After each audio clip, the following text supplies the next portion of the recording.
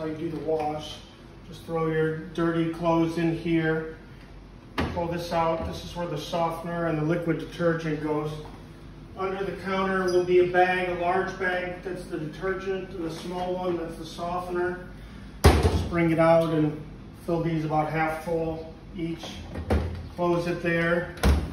And then you're gonna plug in the washing machine, and please unplug it when it's done.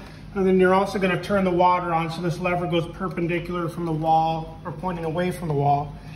Once those are both on, then you can turn the machine on by pressing the power button.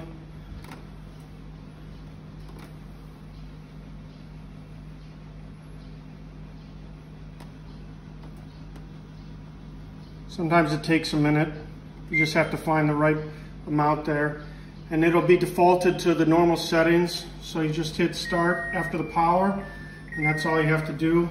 And then when the washing machine is done after 20 minutes, you can open it up and you can hang the clothes here on this rack to dry and unplug the power and turn the water off. That should be it.